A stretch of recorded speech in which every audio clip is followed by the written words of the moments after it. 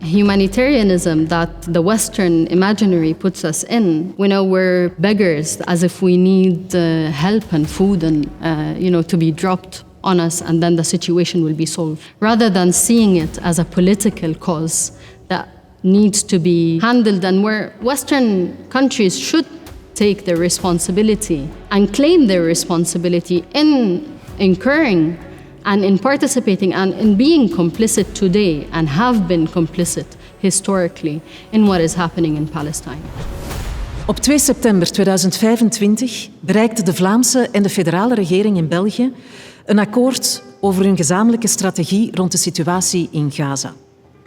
Dit akkoord werd gepresenteerd als een historisch compromis dat enerzijds de erkenning van Palestina dichterbij wil brengen en anderzijds de druk op Israël wil opvoeren door middel van sancties en economische maatregelen. Maar achter al die diplomatieke taal gaat ook heel wat onduidelijkheid schuil. Want wat staat er nu echt in dat akkoord? En vooral, hoe effectief kan het akkoord zijn om de genocide in Gaza te stoppen? Ik ben Katrien Ruijser van SOS Gaza en vandaag praten wij met Haifa Saleh. Haifa, welcome. May I ask you to present yourself a little bit? Hello, Dominique. My name is Haifa Saleh. I'm a Palestinian from 2 ethnically cleansed villages, Beit Nabala and Mghallis. And I was born and raised in Jordan, in diaspora. And currently I'm doing my PhD at Leuven and focusing on socio-ecological spatial practices for justice in the Jordan Valley. And I'm also part of the movement, the student movement, KUL for Palestine, which is advocating for and creating an informed movement, but also for cutting ties with Israeli institutions. Yeah. Related to your PhD, I was a couple of times in settlements, and I was shocked by the aggressivity of the infrastructure. Mm-hmm. Can you tell a little bit from your perspective? If you look at the Israeli ways of domination or dominating space that go beyond the spatial spectrums, I think I got the chance to be in Palestine because I got a Palestinian ID quite late in my lifetime, and I had never had experienced Palestine, and I had to sneak in basically through borders to be able to see my land, to see the villages, to see Jerusalem, to see Haifa, the city that I'm named after. And it was very striking for me and very difficult actually to see the gravity and the weight of the presence, the physical presence of colonization on our land. It makes it difficult as well to imagine the liberation as well in that sense, because it takes multiple forms. It's not only physical, it's, for instance, the light is a form of control that is quite evident. This surveillance sense, the sounds. So really the control that takes the range of both over the tangible and the intangible is quite striking. But for me, it also reflects the fragility of colonization as well. What do you mean by this? I mean, in a sense, when you look at the colonial entity that really builds itself and its narrative on biblical stories and so forth, but it really tries to justify its being on the land in multiple ways. But at essence, it's a settler colonial entity. It's a Western settler colonial entity that is absolutely not rooted in the land, and it's in a matter of fact rooted in fear And fear is reflected in all of these systems of surveillance, of control that you see, and of kind of imposing forms of power, be it through towers or through an apartheid wall or through cameras or surveillance systems and so forth. For me, this is, it's not sustainable. I don't know if it's going to be in my lifetime. I would like to see it in my lifetime. But I don't think that such a mentality that sits at the base of so-called a state will sustain for too long. Not for the people that live there, and also because Palestinians will not let it happen as well. I think we're rooted in this land. We've been there as a civilization for 12,000 years. And we will still be there. And the fight will not end until Palestine is liberated. And I think this is also something that is quite absent in the discourse that I hear here in Europe. What do you mean by this, Haifa? By that, I mean there's always a discourse about human rights, talking about international law, but there are also colonial laws imposed. There's always a demarcation of 1967 as a starting point, and that, yes, we have to respect, and imagine a Palestinian state around the borders of 1967 and so forth, which is something that also can be dismantled on its own of what this state really means on a socio-economic and political level. But at the same time, I think it reduces or it actually erases the fact that Western colonial powers, for at least in contemporary history in the last 100 years, have imposed their hegemonic power on us. Okay. For me, this is also part of the responsibility, especially today when such discourses are out in the media on behalf of the Belgian government, for instance, where we're expected, not just as Palestinians, but I think as people who fight for justice worldwide, we're expected to accept the crumbs of what they think is a solution for Palestine. And for me, Palestine is symbolic for all struggles all over the world. It's not the only struggle. It's probably the only struggle under settler colonialism, but it's not the only struggle out there.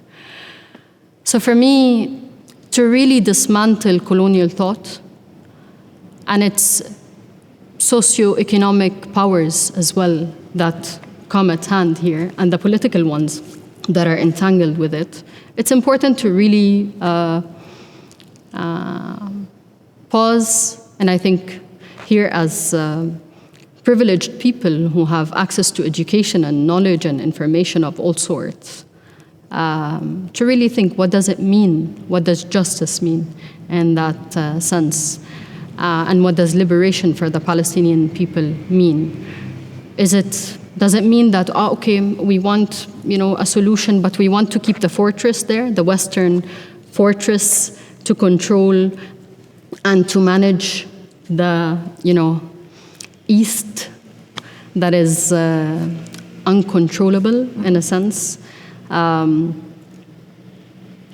That's an important question to ask ourselves. How do we perceive the liberation? And then I don't think if one asks that question, you will escape your role as well, be it a generational role in incurring injustices and all different forms of genocide, not only being part of the injustice in Palestine, but all over the world as well. If you speak about liberation, Haifa, you demand political actions and a political adequate attitude from the West. From your perspective, how do you analyze the measures, the first measures and sanctions that our governments took 2 weeks ago? I don't know if you can really call them sanctions as a response to the genocide that we're witnessing, or even, as an extension of the colonization in Palestine. For me, it's a bit theatrical. What needs to really happen is to impose full sanctions. What are full sanctions? For me, full sanctions, it has to be on both, at least in our context. We're talking about both direct and indirect collaborations with Israel. If you want to deter a so-called state from doing its crimes, I think it has to be an absolute cutting of ties with Israel. But at the same time, I think that, for instance, when you sanction extremist Israeli politicians and so forth, and you're not going to the root cause of this colonization, of actually stopping, for instance, military support for Israel, which is at the core of the role that the European countries play at this point. So, I mean, this is in a sense how I see it. Yes. We like the idea in the West to be humanitarian. Yes. Yeah. Our minister was extremely proud because of the food droppings, while I was shocked. What is the problem about our humanitarianism? So on the one hand, it's important to say that we are human. We're all human. But being human means that, it's Toni Morrison once said that, you cannot force someone to kneel on their knees in order for you to feel, that you're, in a sense, the savior for these people. Because it also indicates a psychological issue in the Western mind or in the colonial mind. So, in a matter of fact, if humanitarianism, it should, humanity, let's say, is inevitable for us to actually support each other, to feel that we are one, to feel of the commonalities, the common ground that we have as human beings. And it goes beyond the solidarity at one level that we imagine, or at least that is propagated today in this context or in the Western context. However, I feel that the Palestinians are, at this point, are reduced to a depoliticized or to depoliticized subjects, where they become only an item for donations for food and water, and this is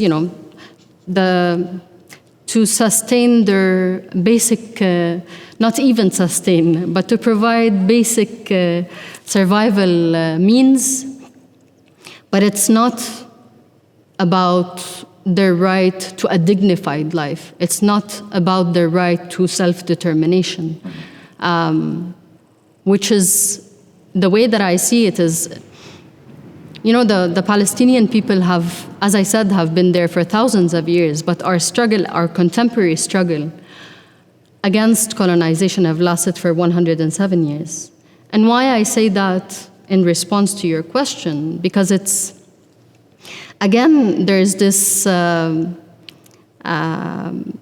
humanitarianism that the Western imaginary puts us in, where, we're beggars, as if we need help and food and, to be dropped on us, and then the situation will be solved, rather than seeing it as a political cause that needs to be handled, and where Western countries should take their responsibility and claim their responsibility in incurring and in participating and in being complicit today and have been complicit historically in what is happening in Palestine. But today in the genocide itself, be it in weapons, but also in financing different, in our case, knowing that there are multiple collaborations in universities, for instance, with Israeli institutions and with governmental institutions.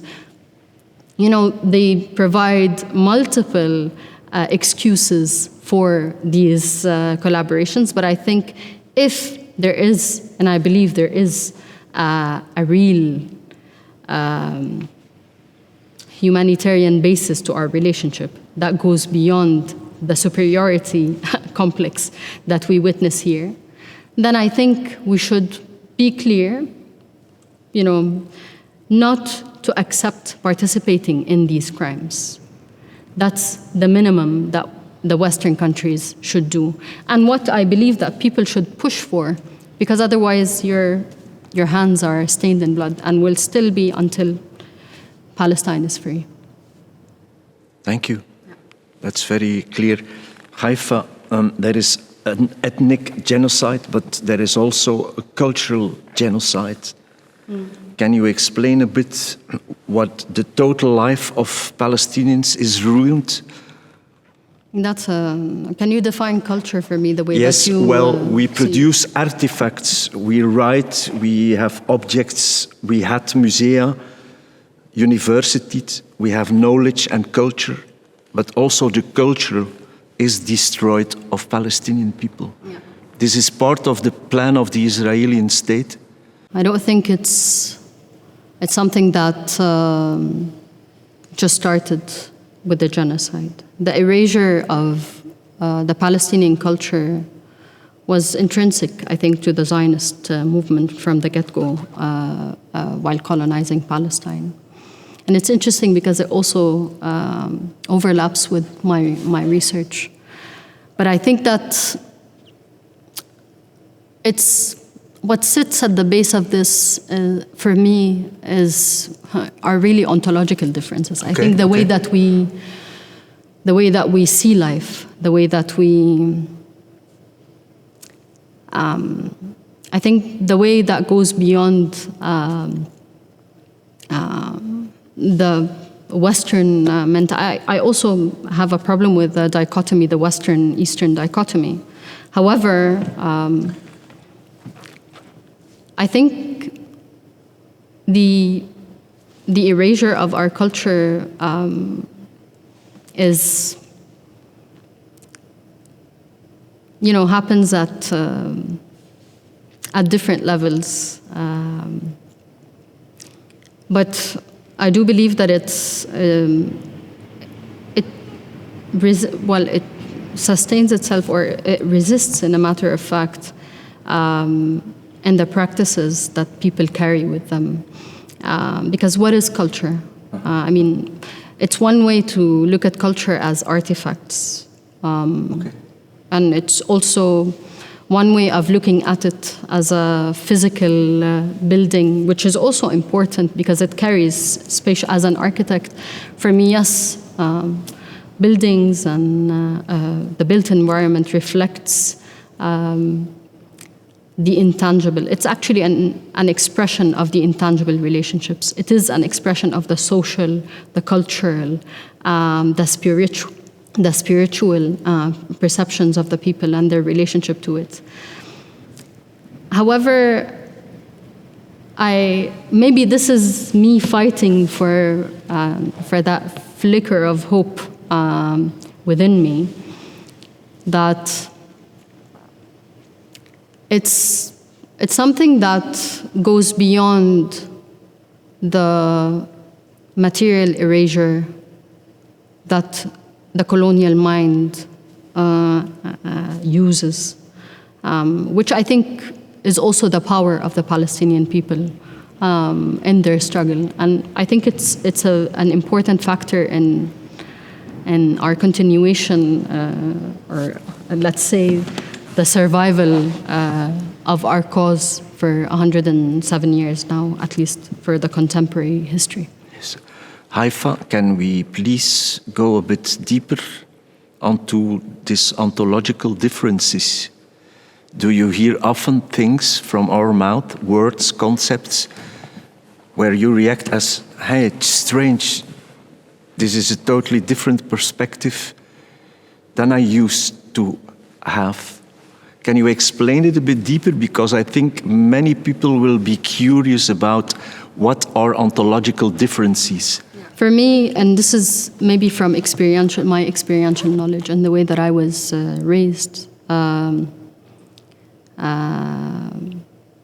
there's something that sits at the base. For instance, let me maybe talk about our relationship to land. Okay. Or our relationship to nature in that sense.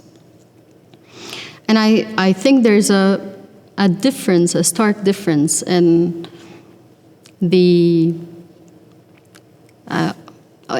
way that, for instance, land is dealt with or conceived of as a material, financialized asset, in a matter of fact.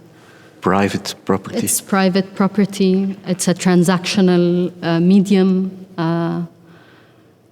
Whereas if you speak to a little boy in Palestine, and you probably have, when they actually talk about the land or Palestine, it's beyond the nationalist perspective as well.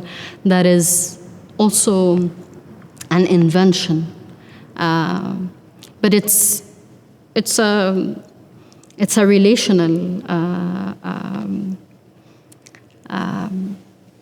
connection, I would say, with the land, with the people on it, and I think this also, and there are other correlations of the land with the mother, with also the community that is there, which creates bonds that go beyond the materialist perceptions that are superimposed on us in the contemporary history.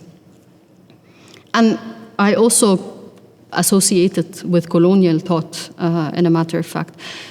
The thing with Western thought, or maybe with modern thought, is that it really detached the human being from that relationship, and from we're superior to nature, we're above it, we control it. And if you look at the Zionist project, this is exactly how it deals with it. If you look at settlements, for instance, it's about controlling the top of the mountains, to take control over that, to spread, and so forth. To dominate. To dominate. And I think that when you, on the other hand, look at the Palestinian village, and look at its relationship to, for instance, communal distributions, to forms of just distributions of resources that are there. And resources are not land, it's also light, it's also rainwater, it's different layers of that.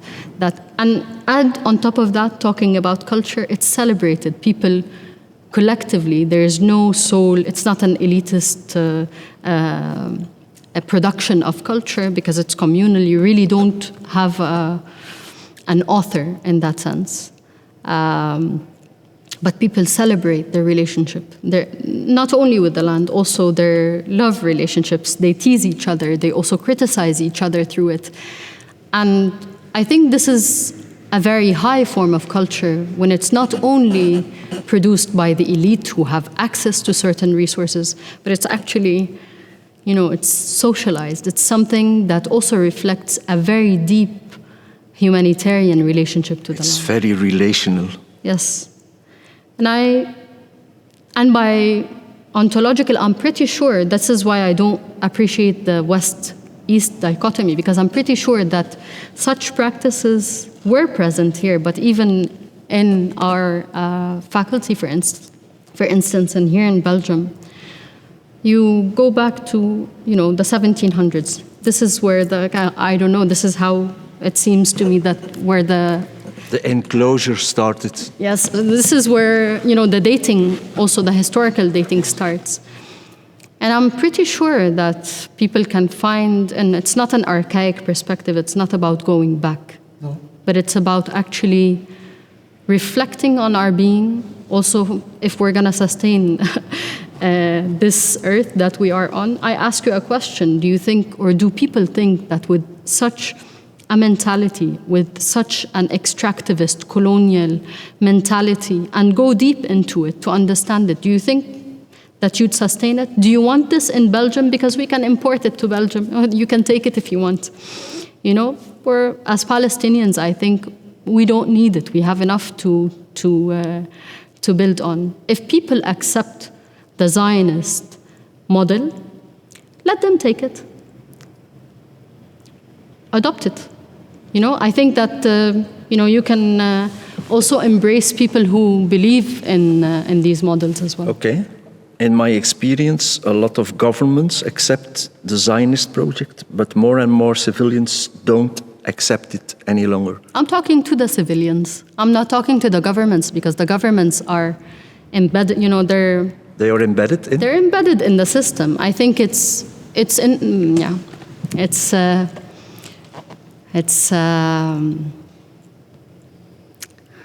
enmeshed in the economic, in the socio-economic and political system here in the West, and it's actually it's the source. It's the source that exported it to us, and we have to deal with it. Now we have 63,000 slaughtered for it, to illuminate the Palestinians and to eradicate, backwardness. And I think this is important to look at, even if we're talking about different resistance groups. Do you see them aggressing on other nations? Do you see them, fighting, regardless whether ideologically align or not? This is a Palestinian issue. That's another thing that I think is important. This is a Palestinian issue. It's for us to decide. Mm-hmm. Or otherwise, what is self-determination? Mm-hmm. It's because, also let's break it down, because I think they become empty words at a certain point that we really don't pause and reflect on them. What does self-determination mean? And I think it also applies to Belgians as well.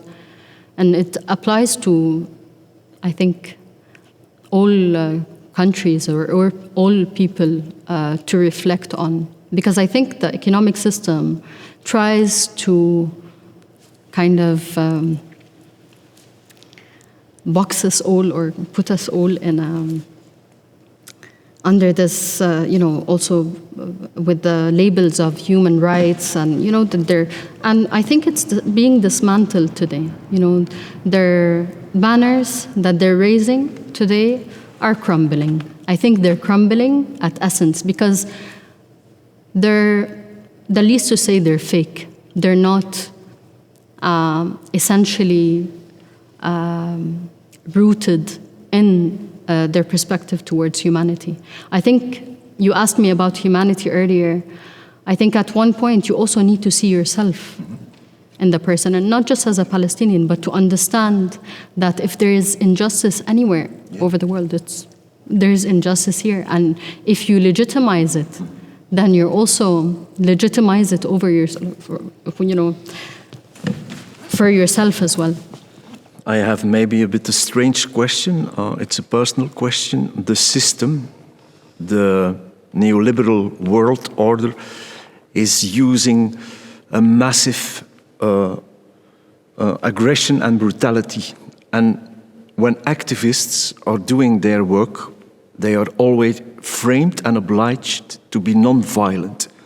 And this is a huge paradox. While the system is extremely brutal and aggressive, they ask from activists always to be non-violent. How do you explain this paradox? How do you explain it? Well, I have enough of the fetish of non-violent actions, because if people want to liberate themselves, you can not often without violence to liberate yourself. And so, of course, I'm a non-violent person. But if you are humiliated, if there is a genocide, and it's about Hamas, always Western governments use, we will recognize Palestine, but without Hamas. So they never tried to understand why Hamas became Hamas. So, and this is also part of colonialism in our heads. We need to be non-violent, and we ask from other people, the suppressed people, please be non-violent. Yes, so this is a huge paradox. You know, Arundhati Roy once said, I found it quite interesting. She said, when people are starving, do you think that a hunger strike is the right tool for that?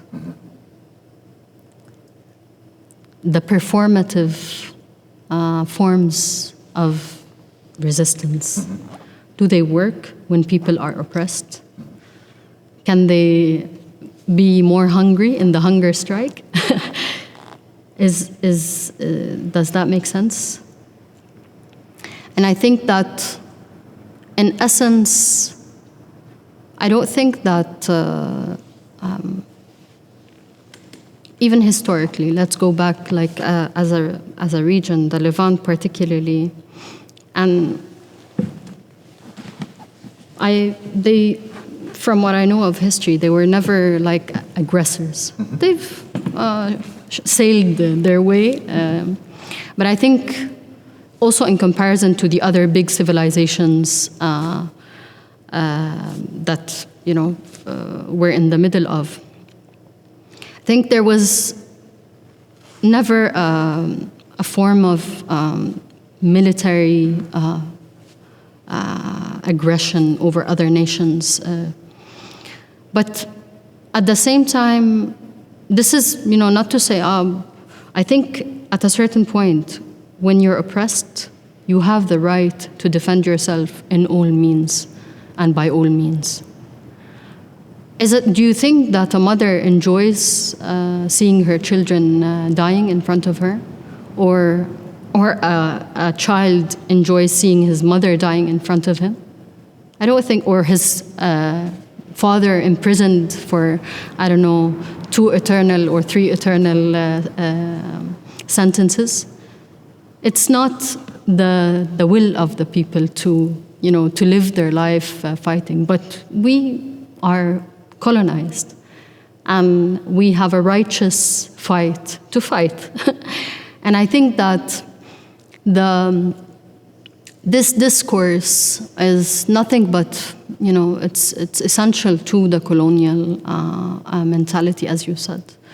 And dismantling it is important. I don't think, if I tell you, if the Zionist project ends, and if all international powers and all countries, not just in the West, actually stand with the just cause of Palestine, we actually wouldn't care to fight.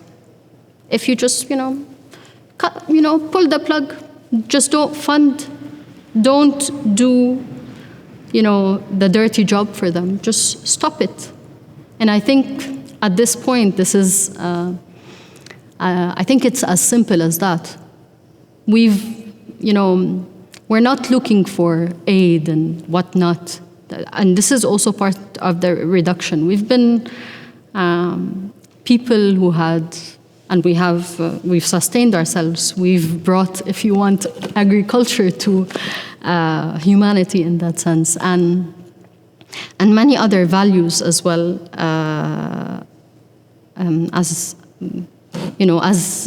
Shamiyin, or the people of Bilad al-Sham, what is known as the Levant. So for me, this is, you don't ask me this question. You ask the West this question. You ask those who claim that it's,